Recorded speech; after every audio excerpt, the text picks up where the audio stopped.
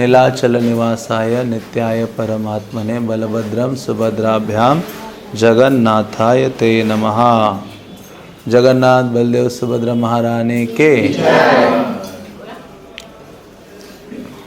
तो कुछ समय के लिए हम चर्चा करेंगे भगवान जगन्नाथ के बारे में और कुछ लीला स्थलियों के बारे में। तो यहाँ तो बहुत सारी लीला स्थलियाँ हैं श्री जगन्नाथपुरी में। तो जगन्नाथपुरी ऐसा स्थान है कि जहाँ आप जगन्नाथ को भूलना भी चाहे तो भी नहीं भूल सकते। भूले आप जब से आए तब से, है ना, सीक्रेट है ये।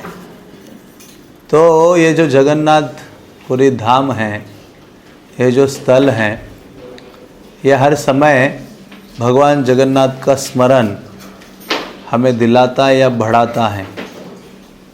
और भगवान जगन्नाथ का जो ऐश्वर्य है वो यहाँ आकर हमें पता चलता है। हो सकता है कि किसी ने जगन्नाथ के बारे में पहले सुना है या जगन्नाथपुरी के बारे में सुना है, लेकिन जब व्यक्ति जगन्नाथपुरी आता है और भगवान का जो इतना विशाल देवालय है उसको देखता है तो वो छोटा हो जाता है। क्योंकि भक्ति में आने के बाद भी हमारे अंदर कई प्रकार की जो धारणाएं हैं या अपने योग्यताओं पर अहंकार का जो भाव है वो कहाँ ना कहाँ हमारे हृदय में छुपा रहता है। लेकिन भगवान जगन्नाथ के यहाँ मंदिर में आकर उनके विशाल देवालय को देखकर व्यक्ति अपने आप को देखता है कि भगवान इतने विशाल हैं, मैं इतना छोटा हूँ। तो यहाँ हर चीज़ बड़ी है। क्या है यहाँ हर चीज़? हाँ, तो कुछ कुछ बड़ी चीज़ों का मैं नाम गिनाऊंगा, याद रखिए। तो भगवान का जो मंदिर है उसको श्री मंदिर कहा जाता है। क्या कहते हैं? हाँ, मतलब जिस पर श्री मीन्स श्रीमती लक्ष्मी देवी, उनके आधिपत्य में जो देवालय है वो श्री मंदिर है। तो ऐसे भगवान का ये जो धाम एक तो विशाल सागर के तट पर है, उसको महोदधि कहा जाता है। क्या कहते हैं? मतलब हर चीज में महा लगा हुआ है। यहाँ क्या लगा हुआ है? महा। महा मीन्स बिग। तो समंदर को देखा जाए तो ये महोदधि कहते हैं। और जो ये भगवान का देवालय है उसको बड़ा देवुल कहते हैं। क्या नाम है इसका? बड़ा देवुल। देवुल मीन्स टेम्पल। फिर उतना ही नहीं, जब जगन्नाथ मंदिर से आप बाहर आते हो, ये जो बड़ा रास्ता देखते हो उसको कहते हैं बड़ा दांड। क्या कहते हैं? हाँ, इतना ही नहीं बल्कि भगवान का जो देवालय है उसके ऊपर एकादशी के दिन दीप जलाया जाता है, बहुत महान। तो उस दीप को कहते हैं महादीप। क्या कहते हैं? फिर वो तो हो गया ऊपर, लेकिन अभी मंदिर के अंदर जब भगवान के श्री विग्रहों को देखते हैं तो भगवान जगन्नाथ, बाकी चीज़ें समझ में आए या ना आए, लेकिन एक चीज़ से जगन्नाथ समझ में आ जाते हैं। क्या है? गोल बड़ी बड़ी आँखें। तो इसलिए उनको कहते हैं बड़ा आँखी। क्या कहते हैं? वो तो बड़ा आँखी, इसलिए ये बड़ा आँखी जगन्नाथ हैं जो हमें देखते हैं। चाहे हम यहाँ दीवार के पीछे तो भी वो वहाँ से यहाँ देख रहे हैं, उनके नज़र से कोई छुप नहीं सकता या बच नहीं सकता। तो ऐसे बड़ा आँखी जगन्नाथ हैं। तो उनका जो भाव है, भाव में भाव है ना, तो उनको कहते हैं महाभाव। जगन्नाथ को क्या कहते हैं? महाभाव। उसके अलावा भी जब जगन्नाथ जिन व्यंजनों को खाकर हमें प्रसाद के रूप में देते हैं उसको क्या कहते हैं? महाप्रसाद। देखिए कितने खुश हो गए आप। महाप्रसाद आता है तो खुश हो जाते हैं। महाप्रसाद। हाँ, तो ऐसे जगन्नाथ की हर चीज़ बहुत क्या है? विशाल है। उनके अलावा उनके जो सेवक हैं उनको भी क्या कहा गया है? बड़ा सेवक। क्या बोला गया है? तो हर चीज़ बड़ी है। हाँ, तो इसलिए एक भक्त को ये समझ में आ जाए ना, चैतन्य महाप्रभु ने जो कहा, अये नंद तनुज किंकरम पतितम माम विषमे भवाम्बुधो कृपया तव पाद पंकजम स्थित दुली सदृशम विचिंतये, कि हे नंद तनुज कृष्ण, मैं तो आपका क्या हो, नित्य दास हो, किंकर हूँ, लेकिन किसी ना किसी प्रकार से मैं इस संसार में गिर गया हूँ, भव सागर में, भौतिक भोग की लालसा को लेकर। लेकिन हे कृष्ण, आप क्या करो, मुझे उठाओ और कहाँ रखो, चरण कमल। और चरण कमलों में भी क्या स्थान चाहिए मुझे, धूलि का कण, कितना छोटा साइज है, वो हमारी असलियत है। इसलिए कभी भी हमें घमंड आ जाए ना थोड़ा भी, तो याद करना चाहिए कि मेरा साइज क्या है। क्या है हमारा साइज, बालाग्र शतभागश शताद्य कल्पित, 10,000वें हिस्सा। तो सोचना चाहिए कि कोई कहते ना मैं बहुत बड़ा हूँ, बोले प्रभु जी आप ठीक है, लेकिन आपका साइज तो देखो क्या है ओरिजिनल। तो कई बार भक्त लोग बहुत बाहरी रूप से विनम्रता प्रदर्शित करते हैं, नहीं नहीं मैं तो बहुत दीन हूँ, हीन हूँ। तो एक बार ऐसे कोई भक्त कह रहा था, मैंने कहा तो मुझे पहले ही पता है, क्योंकि आपका साइज ही इतना छोटा है, तो और क्या दीनहीन बताओगे आप मुझे। तो इसलिए हाँ, हमें हमेशा सावधान रहे, ये चीज़ को हमेशा याद रखें कि भगवान क्या है, महान है, और मैं बहुत क्या हो, नगण्य तुच्छ जो हूँ। इसलिए चैतन्य महाप्रभु ने जो शिक्षाष्टकम बोला था, ये जगन्नाथपुरी में ही बोला था। शाम का समय था, चैतन्य महाप्रभु समंदर के किनारे थे, हाँ वहाँ उन्होंने शिक्षाष्टकम बोला। और उपदेशामृत भी जो बुक रूप गोस्वामी ने कंपाइल किया, वो भी चैतन्य महाप्रभु ने बोला हुआ है, सी बीच पर बैठकर। और रूप गोस्वामी पीछे थे, उन्होंने सारे नोट्स बनाए, आगे चलकर उनको श्लोकों में डाला, और उपदेशामृत ग्रंथ हमें प्राप्त हुआ। तो ऐसा जगन्नाथ का ये जो स्थान है, कई सारी महिमाओं से क्या है, भरा हुआ है। इसलिए भक्त को बारंबार भगवान के धामों में आने का प्रयास करना चाहिए, और जगन्नाथपुरी तो विशेष रूप से आना चाहिए, क्योंकि कलियुगा का धाम कहाँ है, जगन्नाथपुरी। हर युग में भगवान निवास करते हैं अलग अलग जगह। सत्य युग में बद्रीनाथ में निवास करते हैं, हाँ द्वापर में कहाँ रहे थे भगवान, द्वारका में। त्रेता रामेश्वरम बोलते हैं। फिर कलियुग बचा, तो बाकी युगों में भगवान तो अपने पर्सनल एक मनुष्य के रूप में आते हैं, लेकिन कलियुगा में भगवान दारू ब्रह्म के रूप में आते हैं, विग्रह के रूप में स्वयं प्रकट हो जाते हैं।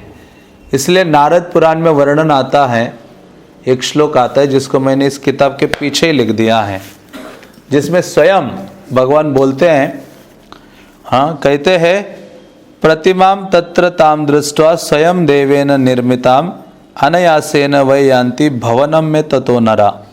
तो लक्ष्मी देवी से भगवान बोलते हैं कि हे लक्ष्मी, कि ये जो विशाल जो धाम है पुरुषोत्तम क्षेत्र, हाँ वहाँ मेरे द्वारा निर्मित विग्रह है। वो विग्रह किसने बनाए, जगन्नाथ के स्वयं देवेन निर्मिताम, भगवान ने।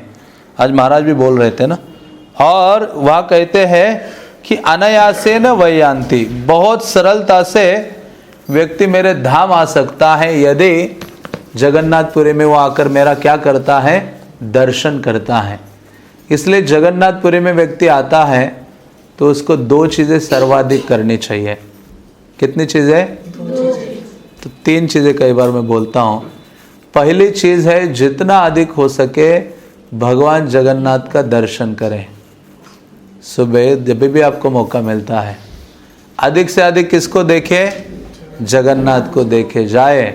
समय मिला, कोई है साथ नहीं है, नो प्रॉब्लम।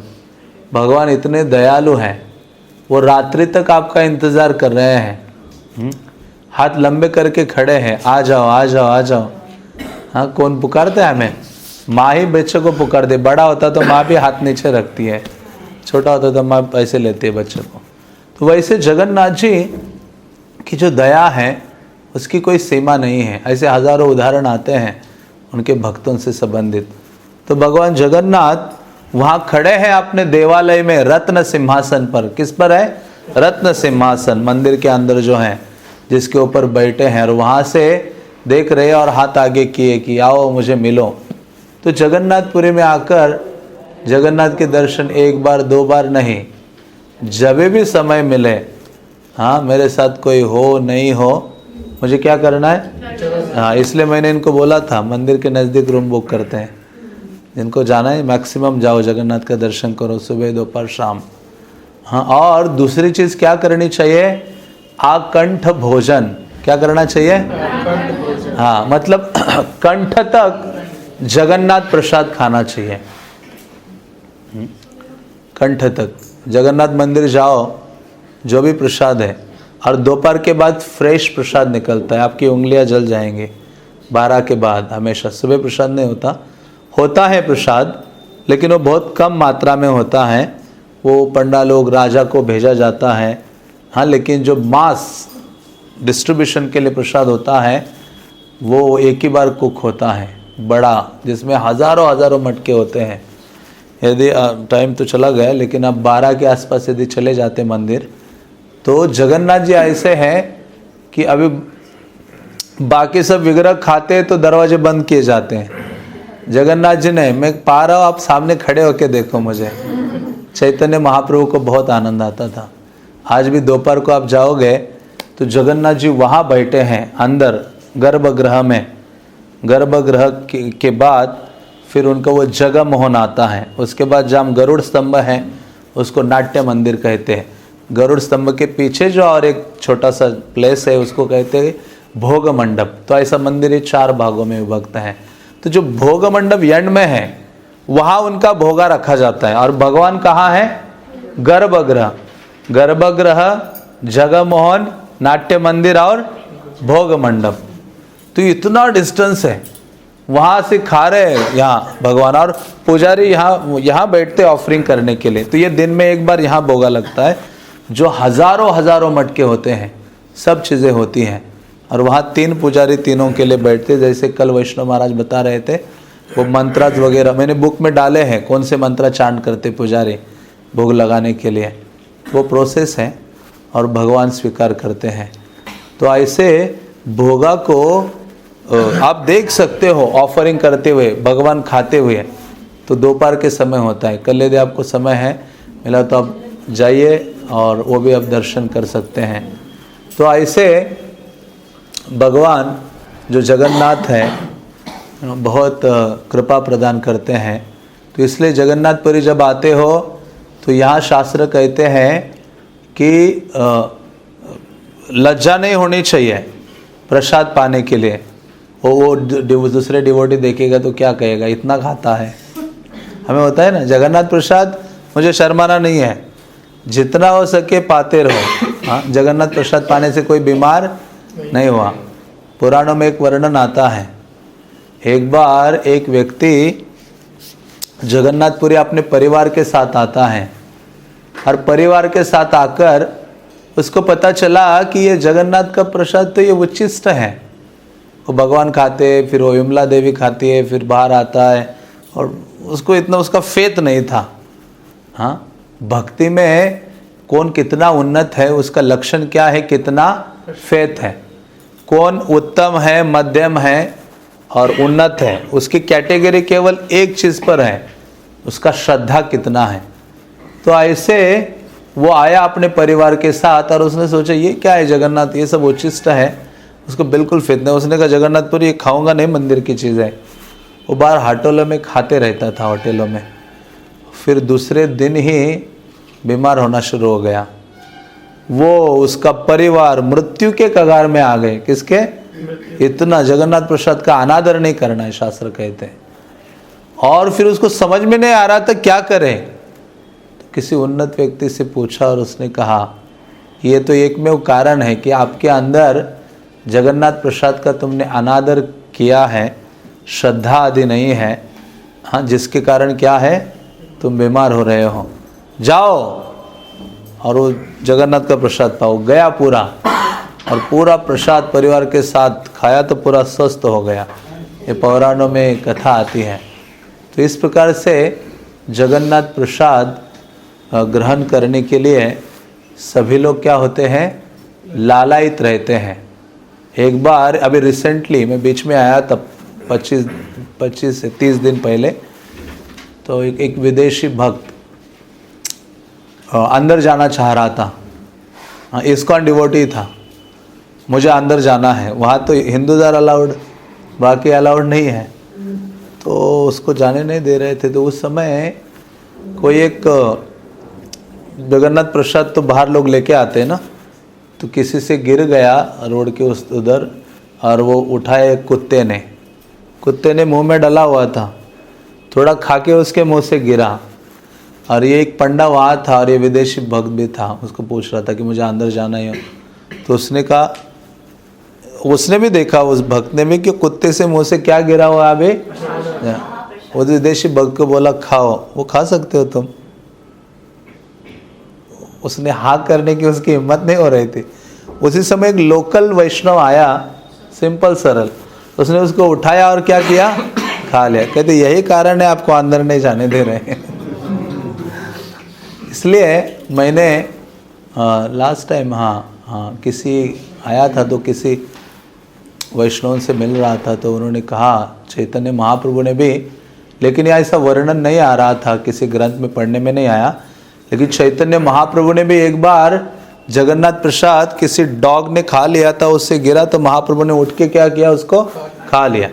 क्योंकि शास्त्र ये वर्णन करते हैं कि जब ये कुत्ता भी खा ले और उसके मुख से, कुत्ता और बिल्ली बोला है, विडाल, वो भी खा ले और वो गिरता है, तो बिना हिचकिचाहट के क्या करना है, तो वो सोचना है कि मेरा अभी क्या हो गया, प्रसाद में फेथ हो गया। इसलिए तो बोला है ना, विश्वासो नैव जायते, विश्वासो नैव जायते, ये विश्वास नहीं है। हाँ, महाप्रसाद है, कौन सी चीज़ में विश्वास नहीं हमें, महाप्रसादे गोविंदे नाम ब्राह्मणे वैष्णवे, वैष्णव में नहीं है, नाम में नहीं है, ब्राह्मणों में नहीं है, इन सब में नहीं है। हाँ, विश्वास नहीं बजाए थे। तो ऐसे हमारी स्थिति है। तो ये जो प्रसाद है, जिसको पाने के लिए सभी लोग लालायित होते हैं, इसलिए जगन्नाथ प्रसाद कंठ भर के पाना चाहिए, बिना किसी हिचकिचाहट के। इसलिए कई वैष्णवाज हैं, उन्होंने व्रत लिया है कि जीवन काल में प्रतिदिन जगन्नाथ का जो अन्न प्रसाद है वो मेरे मुंह में चला जाना चाहिए। हाँ, जगन्नाथ का यहाँ प्रसाद मीन्स भात है। क्या है प्रसाद मीन्स भात, इसलिए बोलते हैं ना, कल भी बोला था, जगन्नाथ भात जग पसारे हाथ, कि जगन्नाथ का भात। हाँ, मैं रिसेंटली इस बुक में लिखा है कि एक ही चीज़ से सबसे ज़्यादा भक्त आनंदित होता है, प्रसादे तो प्रसन्नता। हे प्रसाद, तुम क्या करते हो, हमें प्रसन्न कर लेते हो। हाँ, प्रसाद से ही प्रसन्नता आती है। तो ऐसे प्रसाद के प्रति यदि फेथ आ जाए, तो समझो कि जगन्नाथ के प्रति हमारा जो फेथ है, हाँ, वो बढ़ेगा, सेवा की भावना भी बढ़ेगी। तो ऐसा जगन्नाथ प्रसाद कोई साधारण नहीं है। कितने लोगों ने कल से आके जगन्नाथ प्रसाद खाया है, मंदिर में पाया है? नाइस, ठीक है, जैसे मर्जी पा लीजिए, लेकिन पाई है। दोपहर को भूख भी नहीं है तो भूख भी नहीं है तो पाइए जाकर। Thank you. और दूसरा, एक तो राइस मिलता है, ड्राई राइस, याद है ना आपको? तो बल्कि पारण के दिन क्या एवरीडे मुंह में जाना चाहिए। ड्राई राइस होता है वो, उसको मैं आपको कल ले जाऊंगा। मैंने कल सोचा है मॉर्निंग आवर्स में, आज जाना था लेकिन लेट हो गए, तो मॉर्निंग आवर्स में टेंपल के अंदर के प्लेसेस थोड़े से विज़िट कराऊंगा, इम्पॉर्टेंट प्लेसेस सुबह। और किचन भी, ये सारा कुकिंग का जो शुरू हो जाता है, सुबह था 6 साढ़े 6 के बाद शुरू हो रहा है, तो उस समय 7 के आसपास हम विज़िट कर सकते हैं। तो ऐसे जगन्नाथ प्रसाद है जो सबको आकर्षित करता है। इसलिए एवं देवतागण यहाँ आते हैं रोज़ दर्शन करने के लिए। विभीषण रोज़ आते हैं। कौन आते हैं रोज़ दर्शन करने? विभीषण शाम के समय में आते हैं। चैतन्य महाप्रभु को आके मिले थे विभीषण। तो ऐसे विभीषण एक बार आए तो एक व्यक्ति ने बोला कि आप कौन हो इतने शाम के समय इतने ऊंचे? तो उसने कहा तुम नहीं जानते हो मैं विभीषण हूँ। तो ऐसे कहा जाता है कि विभीषण ने अपना हाथ का जो कंगन है, कंगन कहते हैं जो भी हाथ में कड़ा यहाँ एक पंडा पुजारी को दे दिया, आज भी उसके घर में है। और उसका साइज क्या है, बैलगाड़ी के चक्का के इतना साइज है। तो आज बहुत रेयर है, मैं तो ट्राई कर रहा था जाऊँ कभी, लेकिन वो दिखाते नहीं है लोग। तो लेकिन आज भी किसी पुजारी पंडा के घर में वो है। तो ऐसे देवतागण दर्शन के लिए आते हैं, प्रसाद पाने के लिए आते हैं। तो एक बार इंद्र आए यहाँ, इंद्र जगन्नाथपुरी आए, रोज ही आते हैं, लेकिन एक दिन आए और पूरा भीड़ के साथ अंदर चले गए। सारा प्रोटोकॉल फॉलो करते हैं ये लोग ना। अंदर गए, पूरा मंदिर के अंदर गए, घूमे, दर्शन कर लिया जगन्नाथ का, प्रणाम आदि किया। फिर बाहर आए, आनंद बाजार में आए। कहाँ आए? आनंद बाजार। नाम कितना सुंदर है। बाकी आनंद आए ना आए, लेकिन आनंद बाजार तो आनंद देता है। तो आनंद बाजार में जैसे आए तो उन्होंने इतना सारा प्रसाद का वैरायटी देखा। तो ये इंद्र चाह रहे थे प्रसाद, तो जैसे उन्होंने लेना शुरू कर दिया वहाँ शॉपकीपर से, मुझे वो दो, मालपुआ दो, मोहर दो, बहुत सारे नाम है, बूंदी लड्डू दो, बहुत सारे ले लिए। शॉपकीपर ने कहा इंडियन करेंसी दो मुझे। अभी इंदिरा के पास काहे का करेंसी? इंद्र की कहते मेरे पास कोई करेंसी नहीं, मैं इंद्र हूँ, ऐसे बोला वो शॉपकीपर को। शॉप के ऊपर को फेत नहीं हो रहा था, तुम कैसे इंद्र हो सकते हो? हाँ, उसने प्रसाद उठाया, इंद्र चलने लगे। चल के, उस समय इतना सिटी तो नहीं था बड़ा, नॉर्मल, तो चल के कहते मैं दिखाता हूँ मैं इंद्र हूँ। तो ये बिना, ये पीछे लगे उनके, अरे मुझे इंडियन करेंसी दो, पैसे दो। तो ये इंद्र बिना बोले चाहिए, देखा कि वास्तव में ये व्यक्ति जो जा रहा है, हाँ, इसके पाँव क्या है, जमीन को स्पर्श नहीं करते। हाँ, तो गए तो जहाँ इस्कॉन टेम्पल है ना, जहाँ हरिदास ठाकुर का समाधि है, उस एरिया, पूरा एरिया है, उसको स्वर्ग द्वार कहते हैं। वहाँ सप्त ऋषियों ने वहाँ तपस्या आदि की थी, उनके 7 अलग अलग टेम्पल्स है वहाँ। चैतन्य महाप्रभु वहाँ जाते थे बहुत बार। तो स्वर्ग द्वार के पास गए और इंद्र रुक गया। तो इसने वहाँ बोला कि सही में तुम इंद्र हो तो मुझे बारिश करके दिखाओ। तो इंद्र ने तुरंत वहाँ स्वर्ग द्वार में बारिश करवाई। इसको फेथ हो गया, ये व्यक्ति कौन है? इंद्र है। फिर इंद्र ने कहा ये स्थान है जगन्नाथपुरी का, ये स्वर्ग का द्वार है, यहाँ से देवतागण आते हैं और यहाँ से क्या करते हैं? जाते हैं। तो आज भी वहाँ छोटा सा पत्थर है। अभी तो इतनी भीड़ भाड़ हो गई, इतनी दुकानें हो गई, बिल्डिंग्स हो गई, सारा वहाँ त्रस्त हो गया। तो वहाँ वो स्थान है जहाँ इंद्र आया था और वहाँ वो स्टोन लगाया हुआ था इन लोगों ने। तो फिर अभी ये तो खुश हो गया, कहते जब तुम्हें बारिश चाहिए तब क्या करना, बस मुझे ऑर्डर दे देना। अभी उसने तो देखा था चमत्कार। इंद्र तो चले गए प्रसाद लेके, इंद्र बहुत खुश थे आज जगन्नाथ प्रसाद ले जाकर। फिर जब ये आए वापस आए तो ये इसने किसको ओपन नहीं किया अपना सीक्रेट कि मेरे पास अभी एक विशेष चमत्कार शक्ति आई है। तो ये जब शॉप से आनंद बाजार में बैठा था तो ऐसे समय बीता, तो 1-2-4 दिन के बाद उसने सोचा आज ट्राई करता हूँ, हाँ आज करता हूँ कुछ कमाल। तो उसने कहा इंद्र जी बारिश हो जाना चाहिए अभी। ऐसे बोलते ही टेम्पल के अंदर का ओनली आनंद बाजार का जो एरिया है उसमें बारिश होने लगा। सारे लोग देखने लगे क्या है टेम्पल का, क्योंकि ये टेम्पल 2 दीवारों से घिरा हुआ है। एक है मेघनाद प्राचीर और दूसरा है कुर्म प्राचीर। बाहर की जो दीवार है उसको कहते हैं मेघनाद प्राचीर, प्राचीर मीन्स दीवार, और उसके अंदर की जो दीवार है उसको कहते हैं कुर्म प्राचीर। जब आप चढ़ते हो ना ये 22 सीढ़ियाँ सिंह द्वार से, वो 22 सीढ़ियाँ है, वो बहुत ग्लोरियस है। हाँ, तो वहाँ आगे फिर एक दूसरा गेट आता है, तो वो कुर्म प्राचीर है। उसके अंदर वो सेक्शन है टेम्पल का, उसको कहते हैं आंतरिक बेढ़ा और बाहर वाले को कहते हैं बाहरी बेढ़ा। तो इन दोनों बेढ़ाओं में बहुत सारे दर्शनीय स्थान हैं।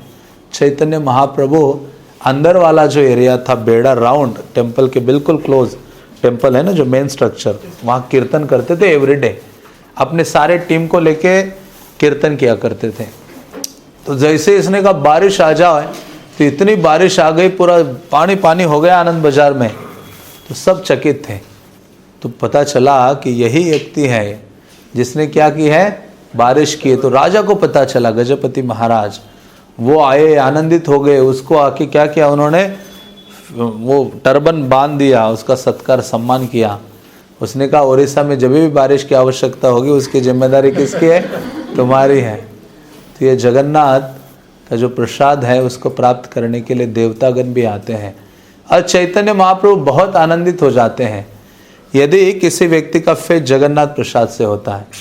क्योंकि यह सार्वभौम भट्टाचार्य रहते थे, वे इतने बड़े विद्वान थे, जगन्नाथपुरी के निवासी, रोज जगन्नाथ दर्शन करने जाते थे, लेकिन पक्के मायावादी। और दूसरा, प्रसाद में कोई विश्वास नहीं। लेकिन महाप्रभु से मिलने के बाद चैतन्य महाप्रभु का डेली रूटीन क्या होता था, चैतन्य महाप्रभु सुबह उठते थे, समंदर स्नान करते थे और जाकर सीधा जगन्नाथ का दर्शन करते थे।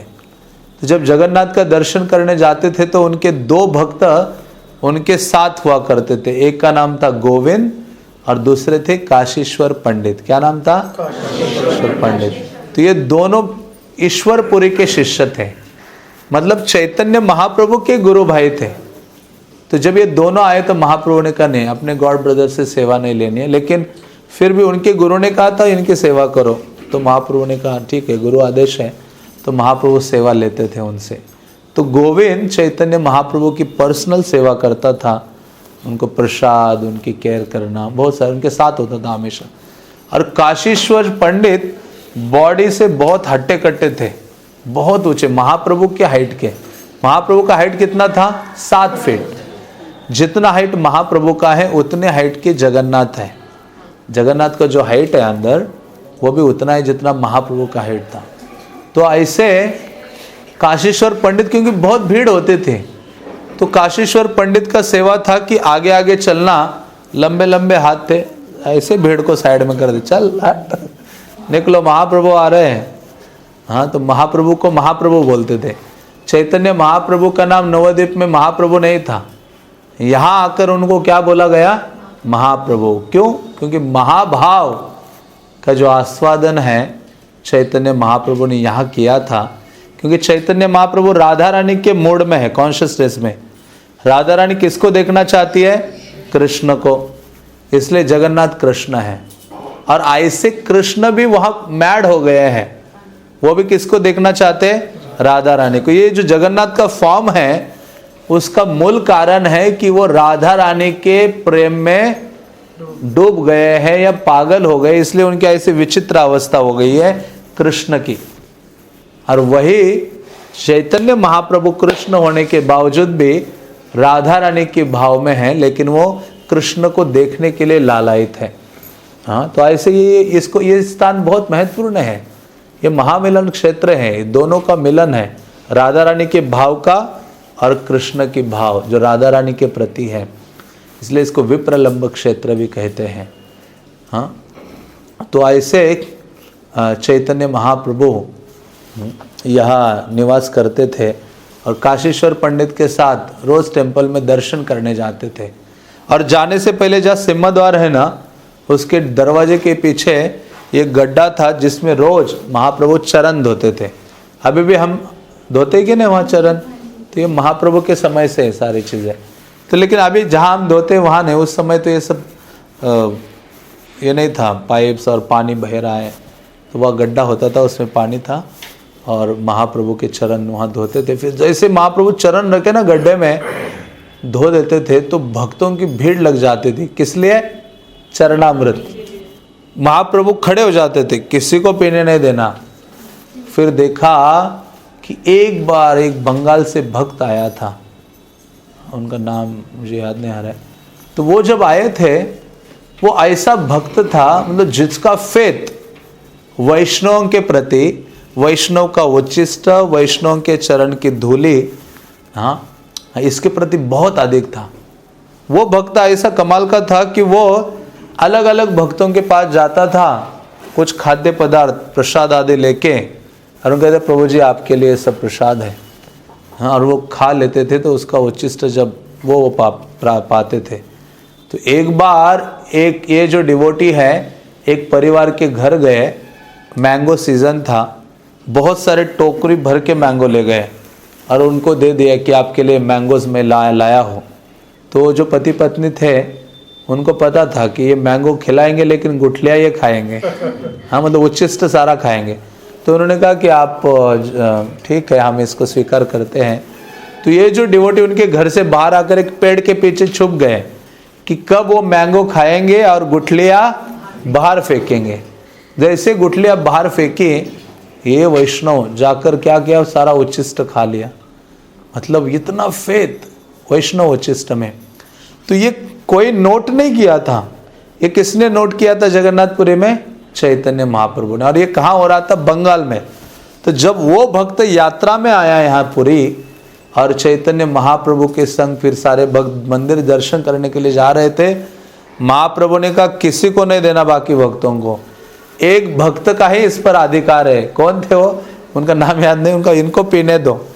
वो पूरा पी रहे थे, इतना पी रहे थे। महाप्रभु कहते अभी रुक जाओ और उनको रोका। इतना कृपा दे। फिर महाप्रभु ने कहा यह ऐसा वैष्णव है, ये जब तक पुरी में रहेगा मेरा उच्चिष्ट भी इसको देना। इतनी कृपा की थी। क्यों?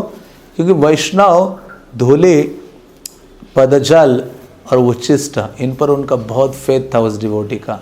इसलिए कहते हैं महाबल, ये तीनों से क्या मिलता है? भक्ति करने के लिए महान बल मिलता है। हाँ, तो इस प्रकार से चैतन्य महाप्रभु टेम्पल में जाते थे अंदर, फिर अंदर जाकर लेफ्ट साइड में, हाँ, ये 22 सीढ़ियाँ चढ़ के लेफ्ट लेके फिर वहाँ नरसिम्हा टेम्पल है। आप देखा, दर्शन क्या होगा? नरसिम्हा है, आदि नरसिम्हा है, वो जगन्नाथ के समय से उनको स्थापित किया है। तो वो नरसिम्हा का दर्शन करते थे महाप्रभु और हाँ ये आरती बोला करते थे। कौन सी? तव कर कमल वरे नखाम अद्भुत श्रृंगाम। तो ये प्रेयर चैतन्य महाप्रभु उनके सामने प्रतिदिन बोलते थे। और फिर जाकर चैतन्य महाप्रभु जगन्नाथ मंदिर में जगन्नाथ का दर्शन करते थे। बिल्कुल अंदर नहीं जाते थे। चैतन्य महाप्रभु गरुड़ स्तंभ के पास खड़े हो जाते थे। आज भी आप जाते हो, जो रेगुलर भक्त आते हैं, आज भी उस दीवार में चैतन्य महाप्रभु के इन 3 उंगलियों के निशान हैं। और कभी भीड़ हो तो बहुत आगे भीड़ में जाने की नीड नहीं आपको। हाँ, गरुड़ स्तंभ बीच में है तो उसके बिल्कुल लेफ्ट में वहाँ एक पिलर है, उसके पास खड़े होंगे आप तो आपको बहुत अच्छे से जगन्नाथ दिखते हैं। पिलर के इस तरफ आ जाओ, बलभद्र पूरा प्रॉपरली दिखते हैं। पिलर के बीच में खड़े हुआ सुभद्रा दिखती है। तो ये सही है। तो महाप्रभु वहाँ खड़े होते थे और जगन्नाथ को देखते थे। बल्कि महाप्रभु का कोई इंटरेस्ट नहीं था सुभद्रा और बलराम को देखने के लिए। ये उन्नत अंडरस्टैंडिंग है। क्यों नहीं था? क्योंकि वो कौन से भाव में है? राधा रानी के। राधा रानी किसको देखना चाहती है? कृष्ण। और वहाँ क्यों खड़े होते थे? क्योंकि वहाँ से दूसरे 2 नहीं दिखते, वो जगन्नाथ ही दिखते हैं। और वो जगन्नाथ वासुदेव कृष्ण के रूप में नहीं देखते थे, ब्रजेंद्र नंदन श्याम सुंदर कृष्ण इस रूप में वहाँ से देखते थे। हाँ, चैतन्य महाप्रभु चैतन्य चरितमृत में वर्णन आता है कि एक दिन ऐसे ही चैतन्य महाप्रभु देख रहे थे, इतने भाव विवल हो गए चैतन्य महाप्रभु कि उनके नीचे पदतल में जो स्टोन था, पत्थर था, वो पूर्ण रूपे न पिघल गया और कई दिनों तक वैसे ही था, पिघला हुआ वो चरण चिन्ह वैसे थे। और तो बहुत दिनों से उसको निकाला नहीं वहाँ से, लोगों का पाँव भी पड़ता था और ये सब होता था। हाँ, फिर आगे चलकर ये जो एक राजा थे उन्होंने कहा, ऐसे 2 अलग अलग मत आते। राजा तो बहुत आनंदित हो गए, उस पत्थर को निकाल दिया वहाँ से, लेकिन अपने महल में चले गए, उनकी उपासना आराधना करने लगे। फिर गौड़िया वैष्णव ने कहा, अरे आप अकेले कृपा प्राप्त कर रहे हो, सबके लिए कृपा मिलनी चाहिए। तो राधा रमन देव गोस्वामी एक हुए हैं डिवोटी, उन्होंने ये फिर कहते कि उन्होंने निकलवाया या फिर मंगाया। और फिर जो हम देखते हैं ना चैतन्य महाप्रभु के चरण चिन्ह मंदिर है अंदर, वहाँ फिर इंस्टॉल किया कि जितने भी वैष्णव आएंगे वो उनके लिए वो दर्शनीय होगा। हाँ, तो आज वहाँ एक मठ है, यहाँ झांझपीठा मठ, उसके जो भक्त हैं वो वहाँ सेवा करते हैं। तो चैतन्य महाप्रभु ऐसे रोज़ दर्शन करते थे, और चैतन्य महाप्रभु दर्शन करके जो पुजारी है उनको माला देता था, उनको कुछ ना कुछ चीज़ें देते थे, और रोज़ प्रसाद वहाँ कैरी करते थे। महाप्रभु प्रसाद कैरी करके किसको देने के लिए जाते थे? हाँ, बस। तो क्यों हरिदास ठाकुर को देते थे? हरे कृष्णा कृष्णा कृष्णा हरे राम राम राम हरे। चैतन्य महाप्रभु हरिदास ठाकुर से बहुत अधिक प्रीति रखते थे। तो रोज चैतन्य महाप्रभु प्रसाद को लेकर जाकर हरिदास ठाकुर को प्रदान करते थे। ये महाप्रभु ने पर्सनली अपनी जिम्मेदारी और सेवा ली थी, क्योंकि हरिदास ठाकुर कौन सी सेवा कर रहा था? नाम सेवा। नाम से कहाँ जाओगे आप? धाम। नाम टू धाम यात्रा। नाम लोगे तभी कहाँ पहुँचोगे? धाम। तो चैतन्य महाप्रभु बहुत केयर करते थे हरिदास ठाकुर की पर्सनली, और प्रतिदिन उनसे मिलते थे, उनसे वार्तालाप करते थे। तो ऐसा ये जो जगन्नाथ का मंदिर है, जिसकी हर चीज़ बोलती है, क्या करती है?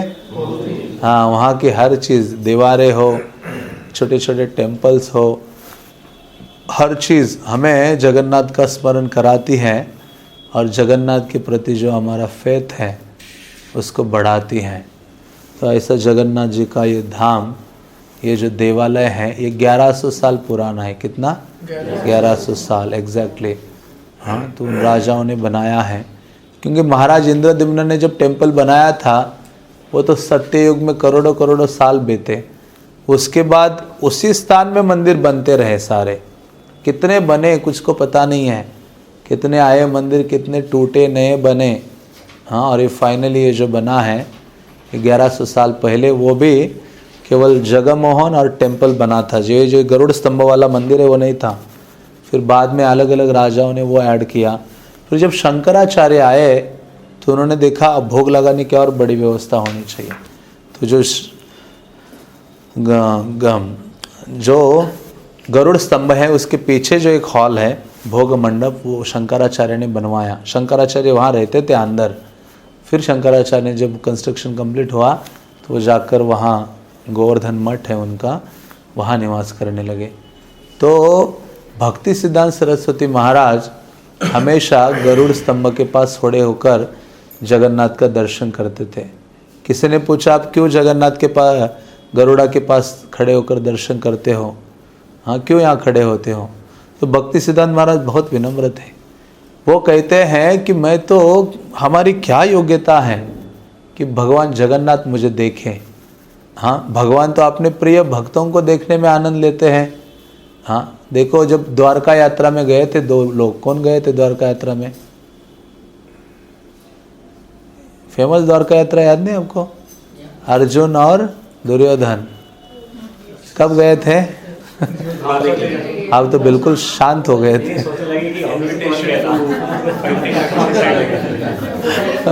तो ये दोनों जब युद्ध से पूर्व ये दोनों गए, तो ये दुर्योधन जाके सर के पास बैठ गया ना, और अर्जुन जाके कहाँ बैठे? चरण कमल। तो इसलिए सारंगानाम पदाम्बुजम, भागवतम के पहले स्कंद में शब्द आते। Sarang means devotee. सारंग जो भक्त हैं उनका स्थान तो भगवान के चरण कमल है। इसलिए तो महाप्रभु ने कहा धूलि का कण बनाओ भगवान मुझे आपके चरण कमलों का। तो ये जो अर्जुन गए तो वहाँ चरणों में बैठे, और सर के ऊपर जाके कौन बैठे? दुर्योधन। तो भगवान उठे तो किसको देखा सबसे पहले? हाँ, तो इसलिए भगवान आनंद लेते हैं अपने प्रिय भक्तों को देखने के लिए, उससे आनंद होता है। दक्षिण भारत आप जाओ, सुबह जो वहाँ के मंदिरों में जब विग्रह मंगल आरती होती है, भगवान उठते हैं तो सबसे पहले गाय को आगे करते हैं। सबसे पहले भगवान गाय को देखेंगे, अलग अलग उन्नत भक्तों को। तो ऐसा वह कल्चर है। तो उसी प्रकार से हाँ, जो भगवान है वो गरुड़ को देखते हैं। एक्चुअली जब हमें ये सोचना है ना मेरा टाइटल दास हो गया है, तो हमें दो सेवकों को हमेशा याद करना है। एक है कौन? गरुड़ जी और दूसरे हनुमान जी। हाँ, ये हमारे लिए प्राइम है, ये हमारे आदर्श सेवक है। इनका चरित्र जानना भी चाहिए, हर एक को पढ़ना चाहिए, समझना चाहिए। हाँ, गरुड़ जी का पोज देखिए। हाँ, ऐसे पालथी मार के बैठे क्या कभी? चलो अभी कुछ नहीं, पार्किंग में बैठा हो, चलो कोई मुझे वो नहीं है, जब भगवान बोलेंगे तब उठेंगे। नहीं, वो सीधा ऐसे रेडी है, मतलब पाँव पीछे करके, क्या मानो अभी भगवान बस डिजायर करे। ऐसे नहीं कि गरुड़ को बोलना पड़ता है, अरे गरुड़, अरे गरुड़ इधर दे दो, अरे गरुड़ आप आ जाओ अभी, तो आ रहा बस ऐसे नहीं। दास मतलब वो तत्पर। हाँ, तो गरुड़ जी सुपर एक्टिव है, बस मानो कृष्ण ने डिजायर की तो जंप मार देते हैं वो। वैसे हनुमान जी है। दिल्ली मंदिर जाते हो ना आप, राम दरबार को देखते कि नहीं देखते?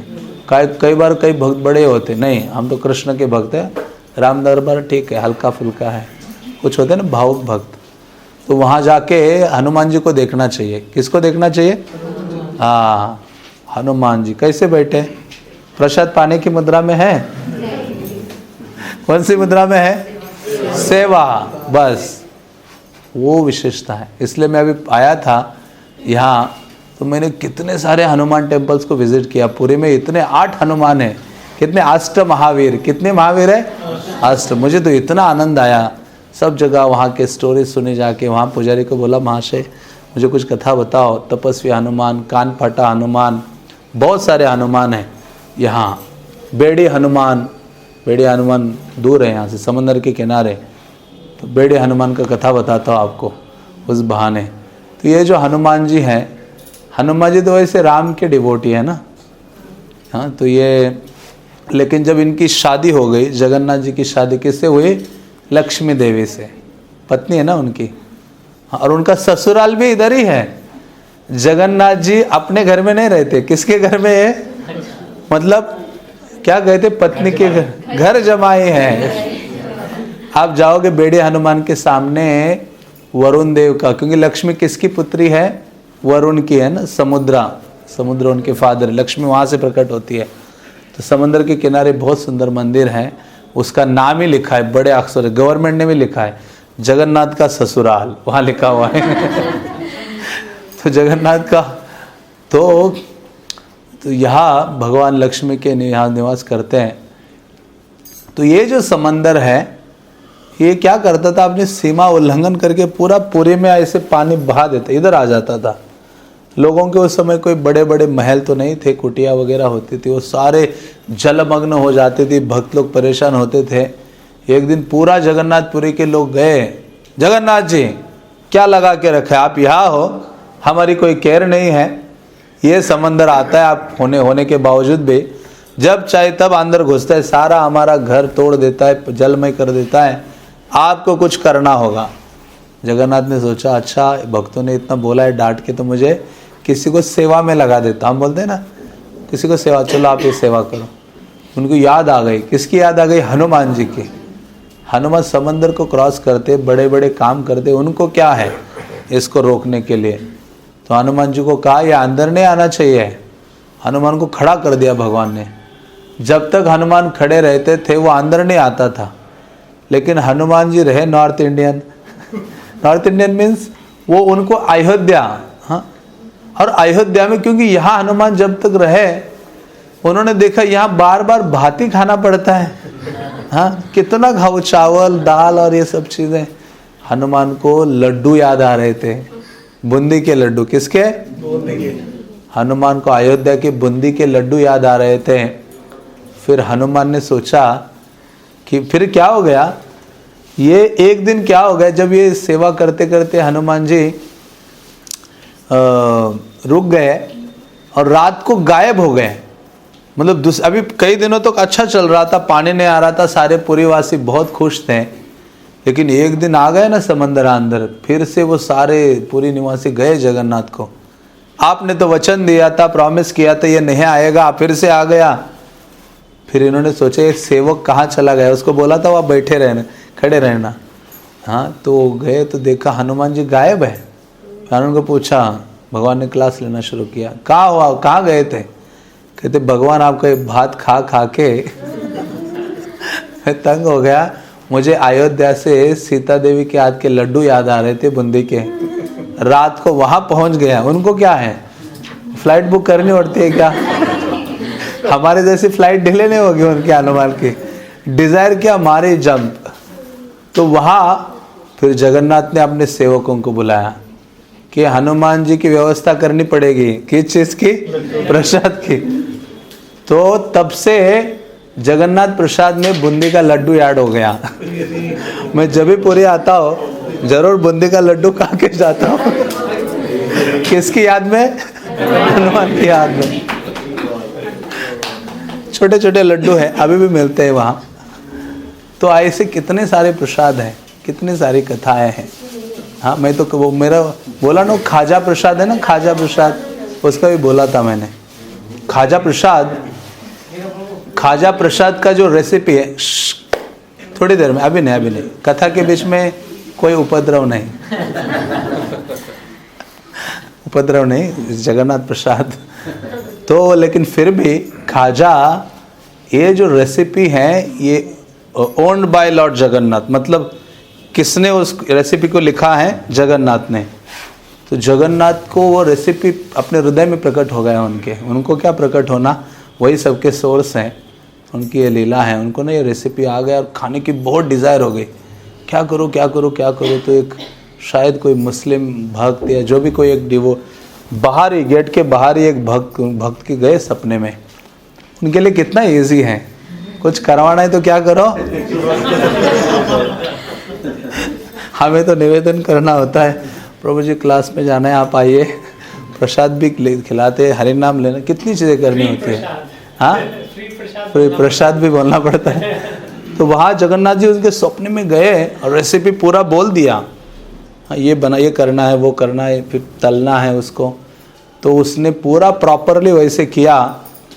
ये जो स्वीट है और कढ़ाई में डाल के उसको तल रहे थे, तल के वो जो क्या कहते, चम्मच, चाशनी नहीं, चम्मच जो है उसको उठाया, हाँ, और बाहर निकाल ही रहे थे फिर चाशनी में डालने के लिए, मीठा करने के लिए। जगन्नाथ से रहा नहीं गया, देखते ही क्या किया उन्होंने, खा लिया। इसके उसका नाम क्या पड़ा? हाँ, क्विक काम है वो, खाजा। इसलिए उसको नामकरण ही, ये जगन्नाथ के कार्य से ही नाम हो गया है। तो ऐसा जो जगन्नाथ एक्चुअली ये सारे व्यंजन, कितने सारे व्यंजन हैं, अभी तो बहुत सारे लुप्त हो गए। तो ये सब कृपा है राजा इंद्रद्युम्न की। किसकी? इंद्रद्युम्न की। एक्चुअली अभी हम भक्ति में या जैसे भी हम कोई भी चीज़ प्राप्त कर रहे हैं, हाँ, तो इसके पीछे किसी ना किसी का सैक्रिफाइस है। क्या है? सैक्रिफाइस है। हाँ, हम इस्कॉन में अभी इतने मज़े लूट रहे, घूम रहे हैं, यात्रा हो रही है, कथा पा रहे, प्रसाद पा रहे, नहीं, किसका सैक्रिफाइस है? ये प्रभुपाद, उनके शिष्यों का सैक्रिफाइस कितना है। हाँ, उनके समय में हम पढ़ते तो इतना कहाँ हमारा जनरेशन कर पाएगा, उतना नहीं है। तो ये जो सैक्रिफाइस किसी ना किसी का है, क्योंकि ऐसे महान व्यक्ति, महान भक्त वो है जो दूसरे के लिए जीवित रहता है। किसके लिए? दूसरों के लिए। राजा इंद्रद्युम्न का सैक्रिफाइस था। जब जगन्नाथ जी प्रकट हो गए, उनका प्राकट्य स्थल क्या है? गुंडीचा मंदिर। जगन्नाथ जी का जन्म स्थल क्या है? गुंडीचा मंदिर।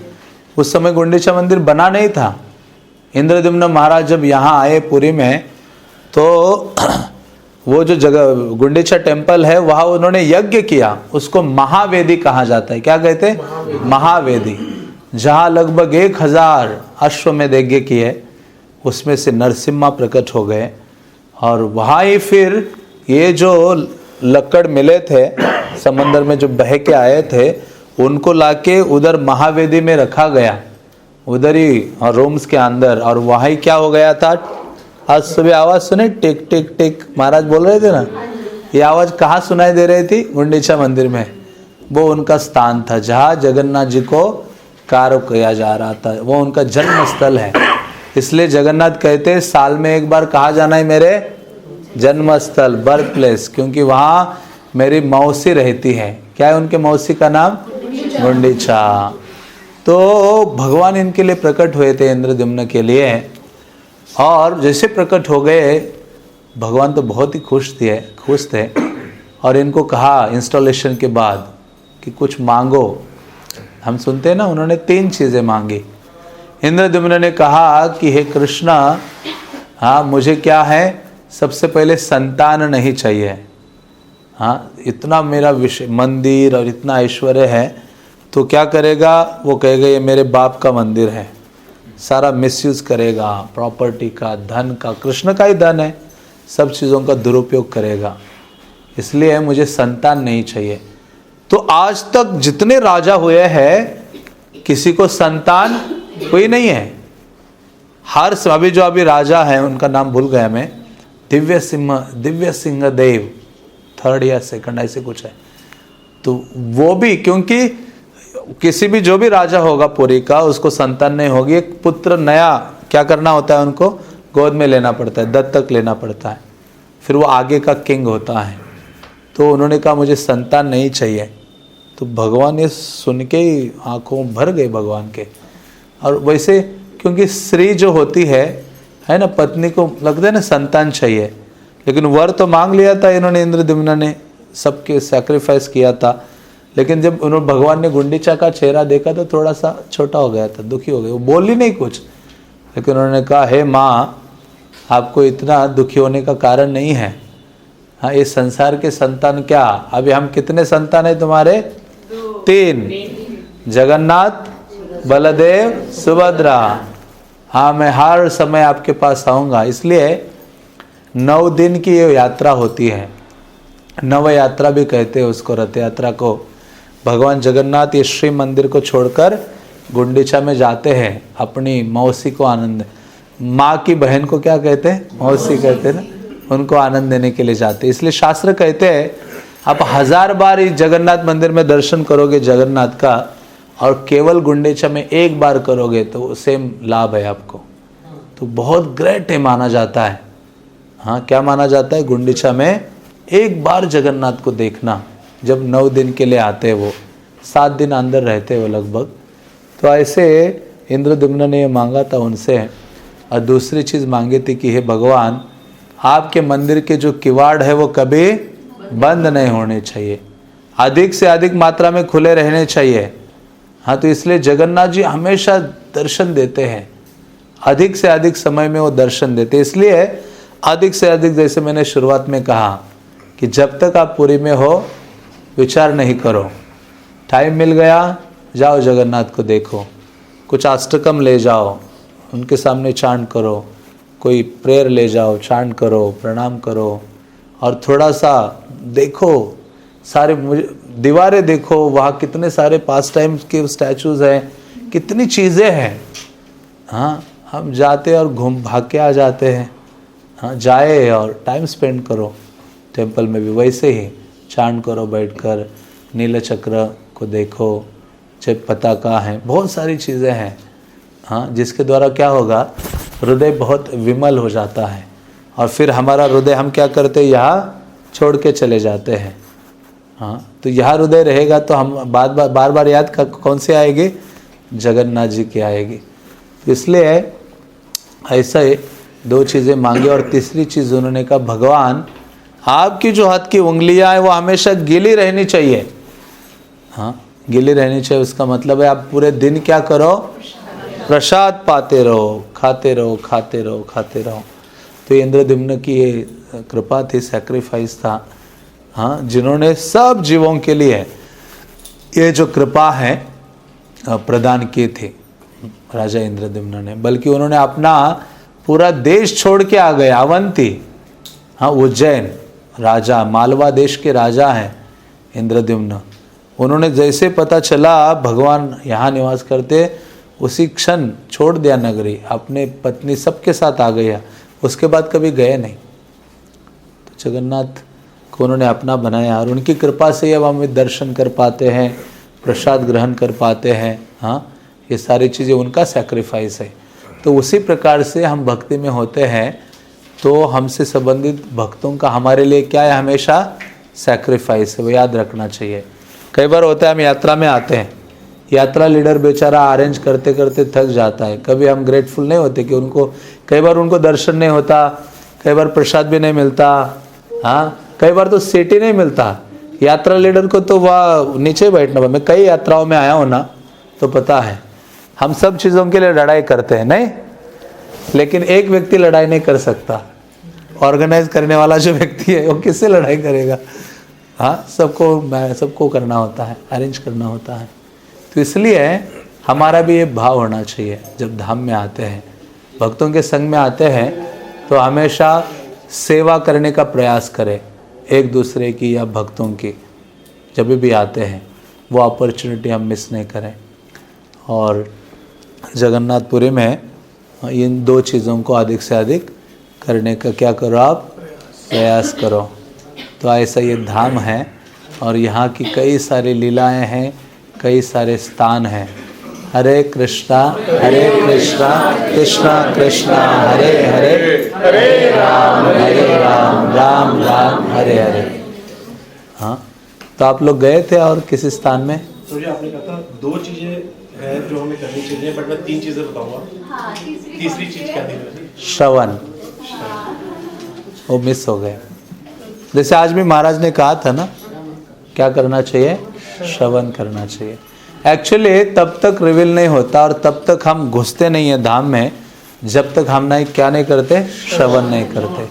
और धाम में आके श्रवण करना बहुत महान भाग्य है। हाँ और करना चाहिए व्यक्ति को अधिक से अधिक, क्योंकि एक तो धाम का प्रभाव है, उस स्थान का प्रभाव है, उसका प्रभाव हमारी चेतना पर पड़ता है। बातें नहीं, जगह मोहन, एक तो एक गर्भगृह,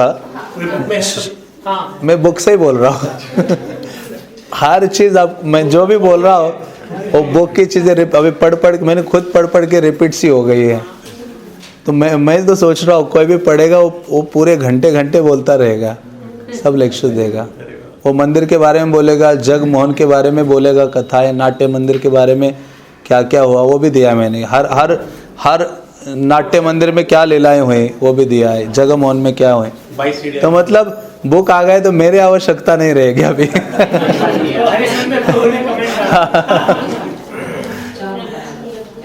तो एक्चुअली जो गर्भगृह है जहाँ भगवान हैं, हाँ उसके सामने अभी तो अंदर जाने नहीं देते, तो प्रॉपरली आपको ना एक माइंड सेट हो जाता।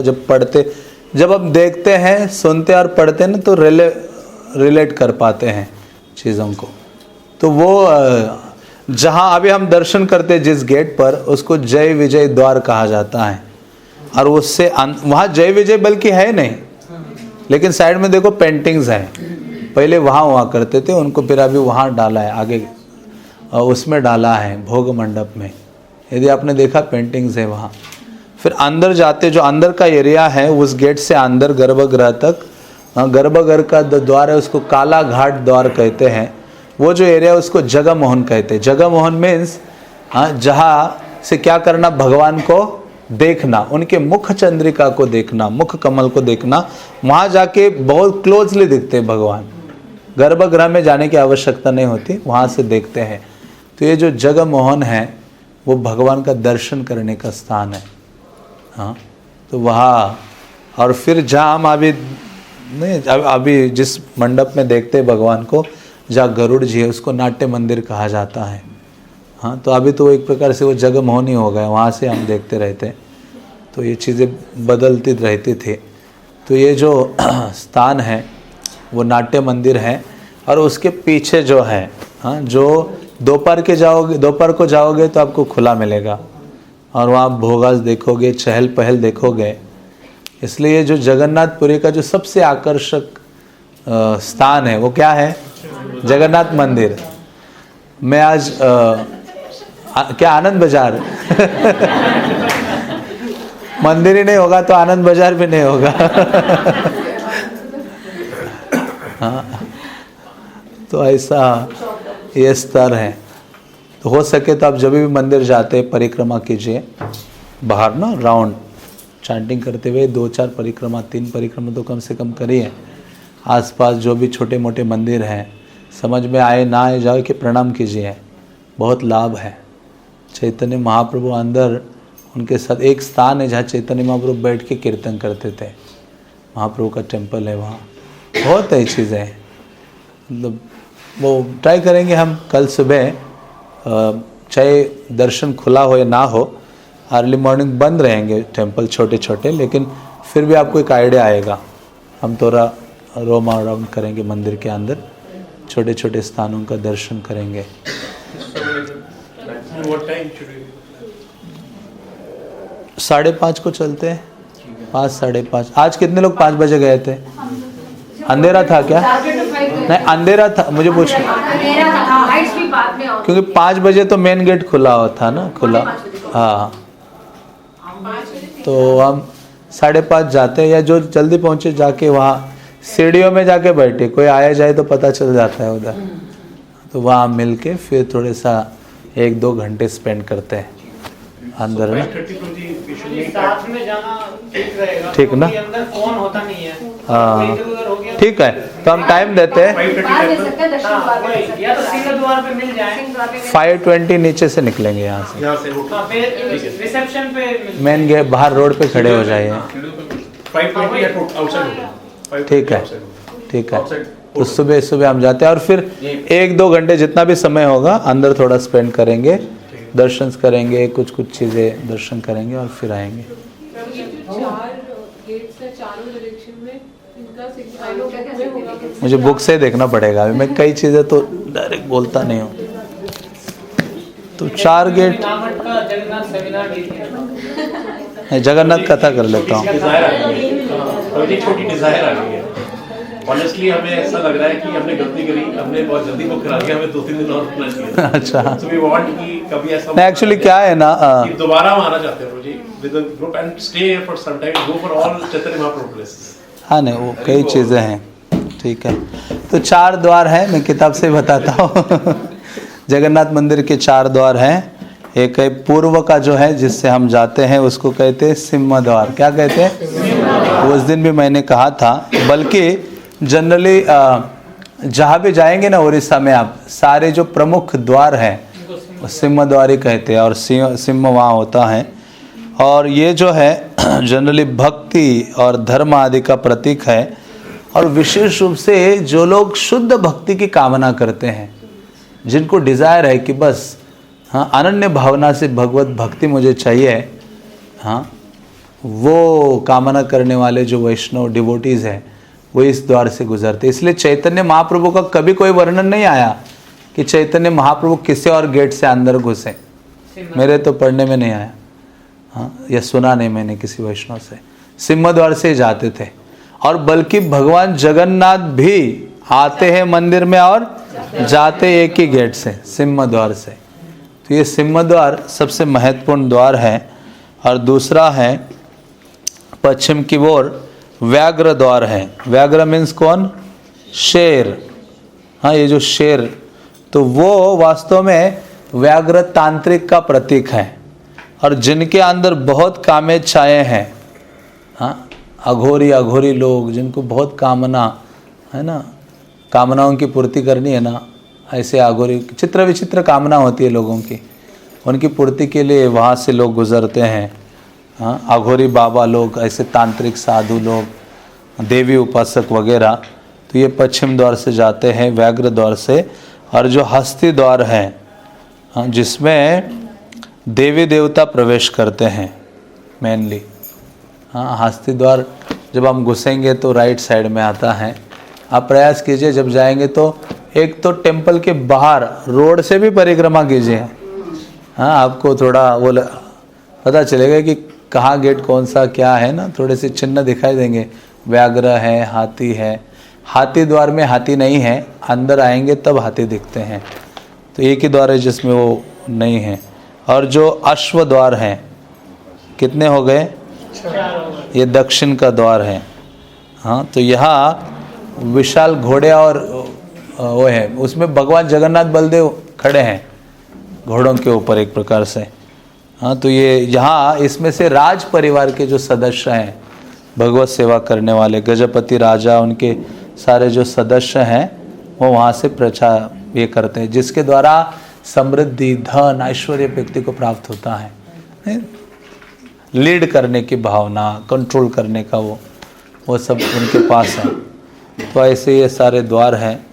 और आप जाएंगे तो जैसे हमने वो बंधु महंती का स्टोरी सुना था, वो प्लेस पे भी है, अभी भी है बाहर की परिक्रमा में। तो ये स्टील द्वार से जब हम लोग जाते हैं तो स्टेप्स पे वो एक स्टील का प्लेट लगा, उसका भी दे दिया मैंने इसमें।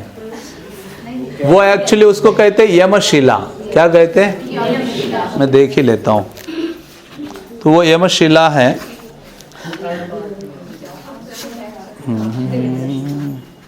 हाँ, यमशिला कहते हैं, या उसका दूसरा नाम यमदंडी है। ज़्यादातर भक्त लोग इसको देख नहीं पाते, ऐसा लिखा गया है इधर।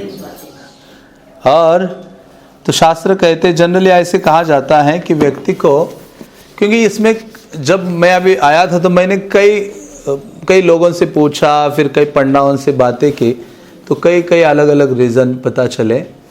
तो एक ऐसे भी जो स्थल पुराण है या ऐसे परंपरा से सुनते हुए आए हैं कि उस शिला को यमराज ने वहाँ रखा था। हाँ, क्योंकि लक्ष्मी ने कहा कि यमराज तुम्हारी सारी सेवाओं से क्या हो गई अभी छुट्टी, क्योंकि जो भी यहाँ आ गया तो उसके सारे पाप खत्म, उसके रिएक्शन सब कुछ खत्म। तो यमराज ने सोचा सेवा तो बनी रहनी चाहिए, तो यमशिला डाल दी वहाँ, इसलिए यमशिला उसका नाम है। तो ऐसे कहा जाता है कि जाते समय उसमें चरण अपने पाँव रखने चाहिए, मतलब अंदर जाते समय। हाँ, तो हाँ, आते जाते समय। तो उससे कहते कि जितने हमारे अभद्राज है, पाप ताप है, अभी तो मैं आधा ही बोला हूँ, अभी ध्यान से सुनिए। जाते समय पाँव रखें ताकि जितने हमारे दुर्गुनाज है, पाप्स है, वो सब ये हो जाते। तो हम एक डिफरेंट चेतना से गुजरते हैं, हम भगवान को अप्रोच करते हैं। इवन दक्षिण भारत में जाओगे तो हर मंदिर में घुसने के लिए वो गोपुरम होते हैं, देखा, ऊंचे ऊंचे गोपुरम ऐसे। तो मैं एक बार पढ़ रहा था ग्रंथों में, तो वर्णन आता है कि जितने गोपुरम होते हैं उतना आपका चेतना रिफाइन होते हुए जाता है और भगवान को आप अप्रोच करते हो। उन गेट से गुजरने मात्र से एक प्रभाव से गुजरते हो आप।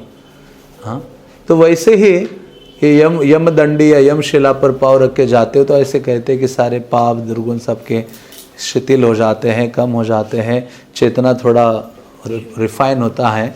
और फिर भगवान को आप दर्शन करते हो, फिर दर्शन करके बहुत आप पुण्य या बहुत लाभ प्राप्त करते हो। लेकिन आते समय उसमें पाँव नहीं रखना चाहिए, रखेंगे तो अंदर जो प्राप्त किया वो अंदर ही रह जाएगा। तो इसलिए ज़्यादातर कहा गया है कि व्यक्ति को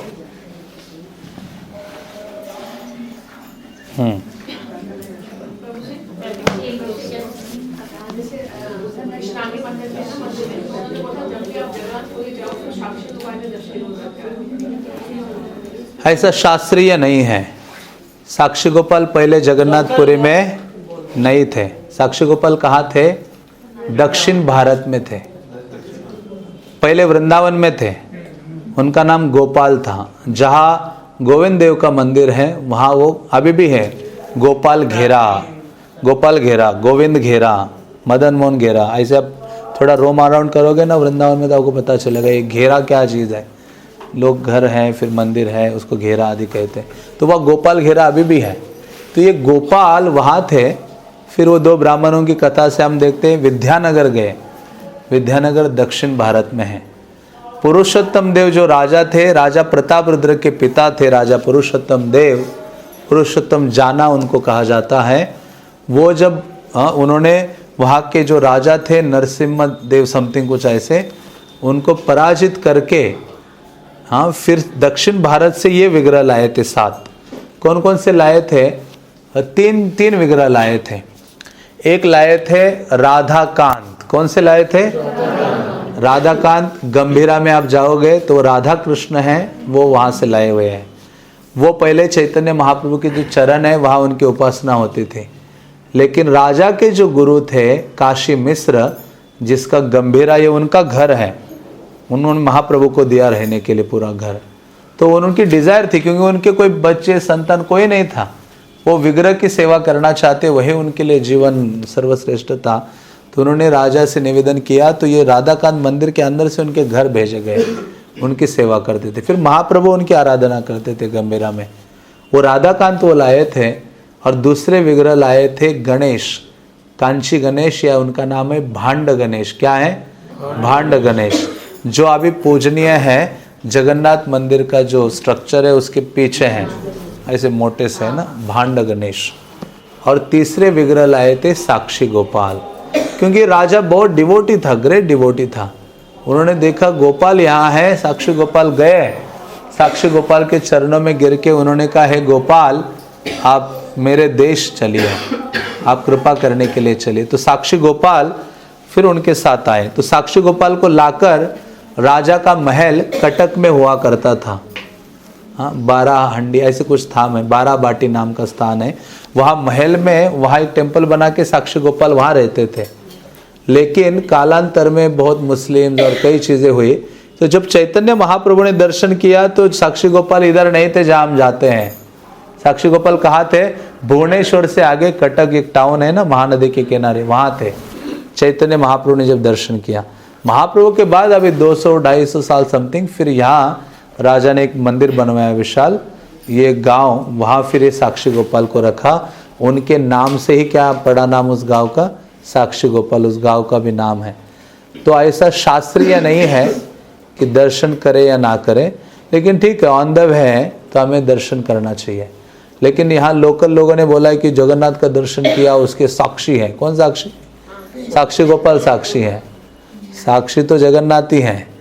हाँ, तो ऐसा शास्त्रीय नहीं है, लेकिन एक लोकल ट्रेडिशन है।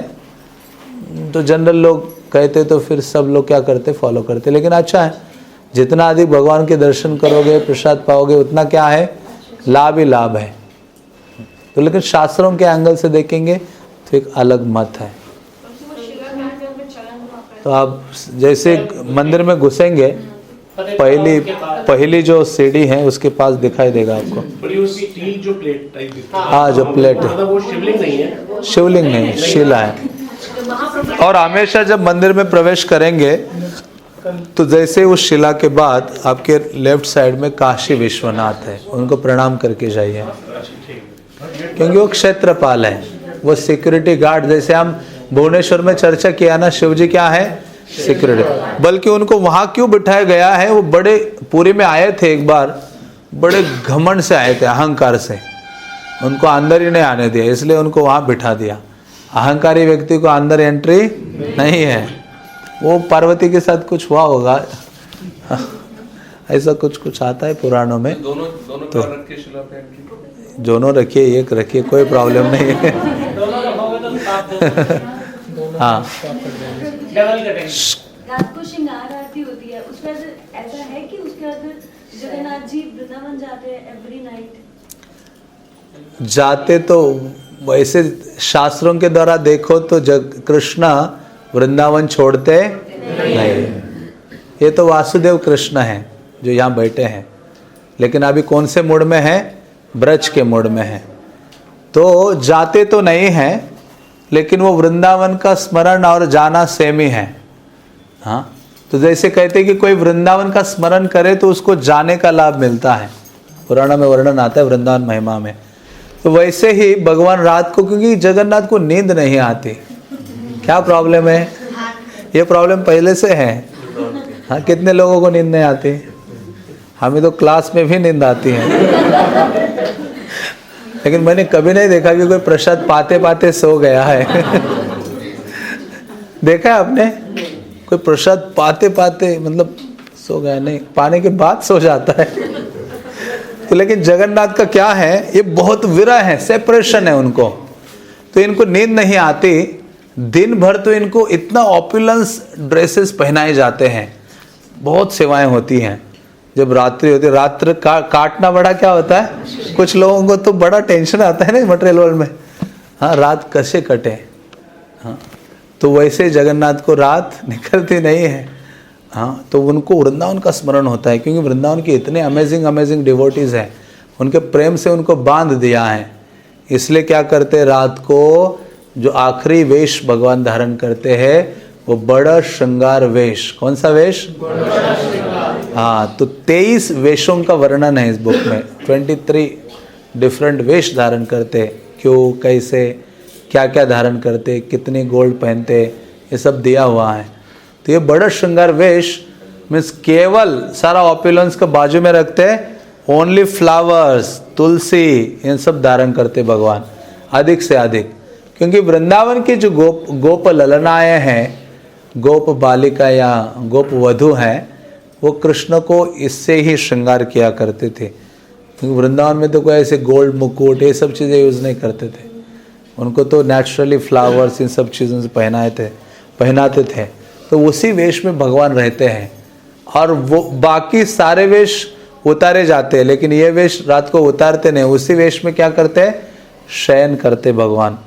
और इतना ही नहीं, इसके अलावा भगवान जब सोने चलते हैं तो उनको गीत गोविंद सुनाया जाता है। क्या? गीत गोविंद। इसलिए जगन्नाथ का एक नाम है गीत गोविंद ठाकुर। क्या नाम है? गीत गोविंद। हाँ, ये गीत गोविंद के लिए जगन्नाथ कुछ भी करने के लिए तैयार है। एक बार एक जो व्यक्ति है नज़दीक के किसी गांव में, हाँ, उसकी जो बेटी है बैंगन के खेत में बैंगन तोड़ रही थी, और वो क्या गा रही थी? गीत गोविंद। किसके द्वारा रचित है? जयदेव गोस्वामी। तो ये गीत गोविंद ओडिशा का बाथरूम सॉन्ग है। कौन सा सॉन्ग है? जो सबसे प्रिय चीज होती है वो हम कहाँ गाते हैं? हरे कृष्णा गाते रहिए। हरे कृष्णा कृष्णा कृष्णा हरे हरे, हरे राम राम राम। तो फिर जयदेव गोस्वामी द्वारा ये रचित, क्योंकि इतना अद्भुत उसमें कृष्ण लीला वर्णन है, भगवान राधा कृष्ण का जो उनका आदान प्रदान है प्रेम का, तो वो गा रहे थे। जगन्नाथ जी गए अपना अल्टर छोड़ के, पूरे वस्त्र धारण किए, वो आगे आगे चल रही है बैंगन के खेतों में, जगन्नाथ उसके पीछे पीछे चल रहे हैं। उनके सारे कपड़े जगन्नाथ के फट रहे हैं और कई चीज़ें हो रही हैं। फिर जब भोग लगाने का समय हो गया, भगवान ने देखा अरे टाइम हो गया, भागो। वो पहुंच गए, यहाँ पहुंच गए तो पुजारियों ने देखा ये क्या है, सारे जो कपड़े हैं, हाँ, सारे फटे हुए हैं और बहुत ही खराब दशा थी। तो राजा भी आया, सोचा मुझसे कोई अपराध हो गया, हाँ, सब दुखी हो गए। तो भगवान ने राजा को आदेश दिया स्वप्न में कि मैं तो रोज जाता हूँ गीत गोविंद सुनने के लिए। वो कहते भगवान आप मत जाइए सुनने, हम उसको यहाँ बुला लेते हैं। पद्मा उसका नाम था, बालिका का पद्मा को बुलाया और वो गीत गोविंद गान शुरू किया उसने। तब से मंदिर में देवदासियों की शुरुआत हो गई। और ये देवदासियाँ मतलब ऐसी उन्नत गर्ल्स हुआ करते थे जो बहुत ही विद्वान, साथ ही साथ सुशील और इतनी तपस्वी, जो अपने जीवन में कृष्ण को ही, जगन्नाथ को ही पति स्वीकार करती हैं, किसी और से विवाह नहीं करते थे और जगन्नाथ के लिए गाया करती थी रोज। और जिस दिन, क्योंकि ब्राह्मण कन्याएं हुआ करते थे, ब्राह्मण जो लोग हैं अपनी कन्याओं को जगन्नाथ की सेवा में अर्पित करते थे, और उन बालिकाओं का या गर्ल्स का जो झुकाव भी सेवा के प्रति बहुत अधिक था जगन्नाथ के। और वो रोज गाया करती थी। दो अलग अलग देवदासियाँ गाती है, एक अंदर गर्भगृह में गाती है, एक दूसरा गरुड़ स्तंभ के वहाँ गाती है। तो ऐसे ये देवदासियाँ गाया करते थे ये जो गीत गोविंद है, जिसको सुन के ही भगवान को क्या आती है? फिर नींद आती है। हाँ, तो इसके अलावा इतना ही नहीं हुआ, गीत गोविंद तो आज के डेट में जो जितने भगवान तुलसी धारण करते, तुलसी के जो पत्ते हैं उसके ऊपर गीत गोविंद के श्लोक यहाँ की स्त्रियाँ चंदन से लिखती हैं और उसकी माला बना के जगन्नाथ को पहनाते। उतना ही नहीं, बल्कि रात को भगवान जगन्नाथ को जो कपड़ा है, हाँ, वो 8 कपड़े यूज़ होते हैं साल में, 8 या 16, वो रैप ऐसे बांधे जाते हैं, उसके ऊपर पूरा लिखा होता है, बुना होता है, जो भगवान धारण करते, इतना प्रेम करते। बल्कि इतना नहीं, राजा प्रताप रुद्र ने क्या किया, जहाँ हम दर्शन करते ना उधर ही आगे शिलाज है, हाँ, उसमें शिलाओं में अंकित कर दिया है कि जो भी टेम्पल मैनेजर आगे होगा, सुपरिटेंडेंट, हाँ, उसको उस समय बोलते थे पड़ीछा। क्या बोलते थे? पड़ीछा। हाँ, सीसी में ये शब्द आता है चैतन्य चरितामृत में। ये राजा प्रताप रुद्र वहाँ दीवार में अंकित करके चले गए कि श्री मंदिर में जगन्नाथ के सामने गीत गोविंद के अलावा किसी और गीत का गान नहीं होना चाहिए। जो कराएगा, हाँ, वो जगन्नाथ का अपराधी होगा। ऐसा पूरा लिख के गए हैं। तो गीत गोविंद गाया जाता है। तो ये जो दशावतार स्तोत्र है वो गीत गोविंद का पार्ट ही है, उसका एक इंट्रोडक्टरी है। और ऐसा गीत गोविंद इतना प्रिय है भगवान को कि एक बार एक पुजारी मंदिर से बाहर जा रहा था, तो आगे, हाँ, श्री मंदिर से बाहर आके आधा के देखा उसने कि वहाँ एक जो चप्पल सिलाने वाला, क्या कहते हैं उसको, मोची एक पत्थर नीचे रखा था और वो चप्पल का अपना काम कर रहा था। तो एक पुजारी ने देखा है तो पत्थर नहीं है ना नॉर्मल, ये तो शालिग्राम है। वो शालिग्राम को लेके गए, मुझे दे दो, थोड़ा सा धन दिया और उसको ले गए। शालिग्राम को रखाया, उसको अभिषेक करना, उसको षोडोपचार से उनकी पूजा आराधना करने, सब किया। कुछ दिन बीते, वो शालिग्राम बेचारे रोने लगे। उन्होंने कहा, ब्राह्मण देवता, आप तो पूजा अर्चना करते हो, दीप डालते हो, लेकिन एक चीज़ मिस हो रही है। क्या है वो? गीत गोविंद। हाँ, वो भी जगन्नाथी हैं शालिग्राम। कहते गीत गोविंद नहीं सुना रहे हो, तुमसे तो अच्छा वो मोची था, काम करते करते क्या सुनाता था? गीत गोविंद। हाँ, तो इतना प्रिय है। फिर एक बार पुरी में एक मुस्लिम व्यक्ति आया था और एक ब्राह्मण नीचे रहता था, उसके फर्स्ट फ्लोर में वो मुस्लिम व्यक्ति रहता था। ये ब्राह्मण रोज गीत गोविंद को गाया करता था। हाँ, इतना मधुर सुंदर काव्य, और वास्तव में सारे जगत के काव्यों में सर्वश्रेष्ठ है गीत गोविंद। और ये ग्रंथ हमारे लिए, नहीं तो आप कहेंगे आप भी बाहर निकल के गीत गोविंद ढूंढती हो या ढूंढता हूँ, हम भी भगवान को पद्मा की तरह बुला लेंगे। नहीं, गीत गोविंद हमारे लिए, हाँ, गीत गोविंद जब छापने की बारी आई भक्ति सिद्धांत सरस्वती ने, तो कहते बुक पब्लिश करना है, छपाई के लिए शुरुआत करना है। अपने पिताश्री, कौन थे उनके पिताश्री? भक्तिविनोद ठाकुर की कृपा और आशीर्वाद लेने के लिए गए। भक्तिविनोद ठाकुर ने कहा भक्ति सिद्धांत केवल 2 ही कॉपी छापना। कितने? 2। हाँ, हम 2000 के बारे में सोचते हैं। वो कहते 2 ही छापना, एक तुम्हारे लिए और एक मेरे लिए, बस। तो ये ग्रंथ सबके लिए नहीं है। जिस व्यक्ति के अंदर, हाँ, काम वासना 0 हो गई है, उसके लिए वो ग्रंथ है। और वो पढ़ेगा भी तो उसकी काम वासना बढ़ेगी। तो इसलिए क्या नहीं करना चाहिए? प्रयास नहीं करना चाहिए। इसलिए हमारे लिए जो आदर ग्रंथ हैं वो हमारे लिए हैं, उनका अध्ययन करना चाहिए, पढ़ना चाहिए, सुनना चाहिए। हाँ, तो वो ग्रंथ हमारे लिए नहीं है।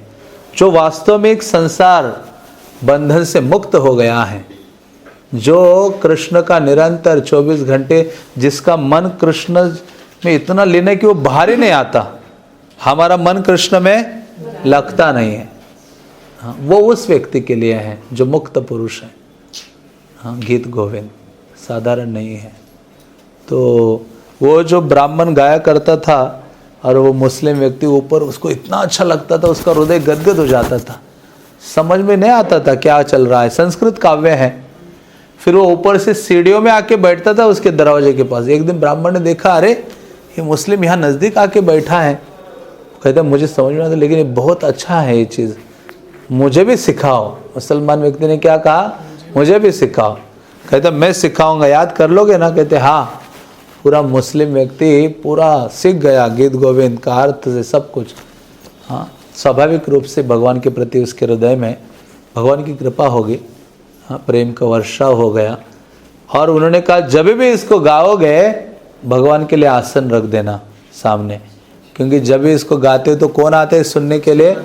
हाँ, तो चांटिंग जब हम करते हैं वो भी गीत गोविंद ही है। हरिनाम और गीत गोविंद कोई अलग नहीं है। हमें हरे नाम नहीं हो रहा है, गीत गोविंद गाने के बारे में सोच रहे हैं। जैसे सबसे सरल विधि दी है। हाँ, मतलब कितनी दुर्दशा है जीव की जो है। सामने गुलाब जामुन पड़ा है फिर, लेकिन दूसरे के पास जलेबी नजर आ रही है, ये नहीं खाया जा रहा है मुझसे। तो लेकिन हमें हरे कृष्ण महामंत्र और गीत गोविंद में कोई अंतर, हाँ, क्योंकि भगवान कहते हैं यत्र गायन्ति मद भक्ता तत्र तिष्ठामि नारद। जहाँ जहाँ मेरे भक्त मेरा गुणगान करते हैं, नाम आले देते हैं, तो मैं वहाँ होता हूँ। तो ऐसा गीत गोविंद, फिर ये मुस्लिम व्यक्ति इतना प्यूरिफाई हो गया। इन्होंने कहा हाँ, एक दिन फिर घोड़े पर जाना था उसको और मिस हो गया, हाँ, कि गाना ही है। हाँ, तो कुछ होते हैं ना, एक्चुअली नियमित कुछ ऐसी चीज़ें हैं जिनको हमें प्रतिदिन अपने जीवन में रिसाइट करनी चाहिए, डालनी चाहिए। कुछ स्पेसिफिक प्रेयर्स हो गई, कोई स्पेसिफिक सॉन्ग हो गए, कोई श्लोकाज हो गए, इवन भगवद गीता के एक चैप्टर एवरी डे। टाइम नहीं, चलो 12 चैप्टर में 20 ही श्लोका हैं, वो गा लेते हैं। तो कुछ ना कुछ डालें अपने लाइफ में। इससे क्या है, हम बहुत शुद्ध होते हैं और कृष्ण में मन लगना शुरू होता है, ये बाकी सब साधना के अलावा भी। तो ये जो मुस्लिम व्यक्ति है घोड़े पे जा रहा था, सोचा, फिर भी वो गीत गोविंद शुरू किया उसने, लेकिन घोड़े पे जाते जाते वो क्या भूल गया, आसन रखना भूल गया। बल्कि उसने बोला था, घोड़े में गया तो आसन कहते सामने रख देना आसन। घोड़े में तुम बैठे हो ना, सामने का आसन डाल दो, कपड़ा जो होता है, भगवान वहाँ भी आके बैठ के तुम्हारा गीत गोविंद सुनेंगे। ये आसन डालना ही भूल गया, घोड़े में तेजी से जा रहा है और जा रहा है तो पीछे से नुपुर की जोर जोर से ध्वनि आ रही है। कौन दौड़ रहे थे पीछे से? सुनने के लिए दौड़ रहे थे। हाँ, बाद में उसको पता चला कि अरे जगन्नाथ जी पीछे दौड़ रहे हैं गीत गोविंद को सुनने के लिए। तो इस प्रकार से एक्चुअली हम इस संसार में प्रेम के भूखे हैं। थोड़ा भी हम गंभीरता से सोचे ना, मैं प्रेम चाहता हूँ किसी से, और थोड़ा सोचे गंभीरता से कि कृष्ण मुझे कितना प्रेम कर सकते हैं, उसकी कोई लिमिट है? भक्त के प्रति जो प्रेम की भावना है भगवान, कोई लिमिट नहीं है। यदि मैं थोड़ा सा सिंसियर होके थोड़ा सा अपना हार्ट कृष्ण को स्पॉन्टेनियसली देने का प्रयास करूँ तो फिर कृष्ण कितना दे सकते हैं। भगवान कहते हैं ना, एक कदम मेरी ओर ले लो, हजारों कदम मैं आपकी ओर आता हूँ। हाँ, तो ये कदम हमें डालने चाहिए। हाँ, तो ये विशेष धाम है, स्थल है जगन्नाथ का। जगन्नाथ कथाओं से क्या है, ये स्थल भरा हुआ है। इसके अलावा महाप्रभु के इतने स्थल हैं, कितने सारे प्लेसेस हैं। जाओ, प्रणाम करो, सुनो, प्रार्थना करो, याद रखो, हाँ, मनन करो जो जो सुना है। हाँ, जगन्नाथ मंदिर में गए तो आप रात को जब अपना तकिया में सर डालते तो कहाँ ट्रैवल करना चाहिए? मंदिर के अंदर जाओ। ओ, सिंहद्वार है, अच्छा जय विजय है, लायंस है। अंदर जाते तो यहाँ मुझे पतित पावन दिखाई दे रहे हैं, यहाँ हनुमान जी हैं, यहाँ 18 हाथ के नरसिम्हा हैं। जाते तो यमदंड यमशिला है, 22 सीढ़ियाँ, फिर काशी विश्वनाथ है, राम जी का मंदिर है, हो ये प्राचीर है। मतलब ये टूर करो, आपको किसी गाइड की आवश्यकता नहीं है। हाँ, ये अमेजिंग है। इसलिए एक बार राधानाथ महाराज को पूछा था कि आप जब सोते हो रात को तो क्या करते हो? वो कहते जैसे मैं अपना तकिया में डालता हूँ ना तो वृंदावन के 7 मंदिरों की यात्रा करता हूँ। हाँ, तो ये है, कृष्ण में मन लगाने के लिए बहुत चीज़ें हैं, प्रॉब्लम हमारे साथ है। हाँ, तो इसलिए आदत डालो धामों में। इवन अब कई प्लेसेस में जाओगे या दर्शन के लिए, गुंडीचा मंदिर है, ठीक से देखो, कोई जल्दबाजी नहीं है। धाम में आते हो तो ट्राई करो। हाँ, जब आप रेमुना गए हो तो अरे रेमुना के स्मरण करो, वहाँ के विग्रह, वो कीर्तन हो रहा था, वहाँ रसिकानंद प्रभु का होता, यहाँ समाधि था, वहाँ चीज़ें। हाँ, तो वो क्या होती है, फिर हार्ट में प्लेस ले लेते। नहीं तो फिर भौतिक विषय, ओ इसने मेरे लिए ये बोल दिया, पॉलिटिक्स की ये बातें हैं, इधर की सारी चीज़ें क्या होती है, हार्ट कैप्चर, हार्ट में बैठ जाती है। इसलिए अच्छा क्या है, जैसे जाजपुर गए आप, विरजा है, वहाँ इस्कॉन का प्लेस था, वैतरणी थी, वहाँ वो वराह थे, आदि वराह, वो 3-4 थे वहाँ। कौन, क्या क्या नाम था, कौन बताएगा? हाथ ऊपर करिए बस। हाथ कौन, कितने लोग हाथ ऊपर करते हैं? 3-4 ही हैं, बाकी तो भूल ही गए। ठीक है, नंदगोपाल जी बताओ। श्वेतवरा, आदिवरा, लक्ष्मी देवी और जगन्नाथ, नाइस। तो ठीक है, अरे तो कहने का तात्पर्य क्या है कि इस प्रकार से हम प्लेसेस को अपने हृदय में लेके जाते हैं। इवन वहाँ भी जाओगे आप तो अब अपने हृदय मन को पुरी में भेज दो कि चल मेरे मन, कहाँ? पुरी। चलो आज जगन्नाथ मंदिर की सफ़र करके आते हैं। फिर एंट्री करो मंदिर में, जाओ ये टेम्पल्स वो टेम्पल्स, अक्षयवट, विमला देवी है, महालक्ष्मी है, 4 द्वार हैं। तो ऐसे ही ट्रैवल करो, कितना प्यूरिफाइंग है। उससे लीला जो भी सुना होता है भक्तों से, जो भी पढ़ा होता है, उसको मनन करने का प्रयास करो, तो अच्छा है ये अभ्यास। पुरुषों में उत्तम है, इसलिए उनको पुरुषोत्तम। एक्चुअली इसका कनेक्शन दामोदर लीला से है। ये मदर यशोदा ने गालियाँ दी उनको, दामोदर भगवान को। कहते, छड़ी हाथ में लेके कहते, तुम ऐसे अधम कार्य करोगे तो आगे चल के तुम्हें पुरुषोत्तम बनना है कि नहीं बनना है? किसने बोला था ये? हाँ, ताकि आगे चल के वो क्या बने?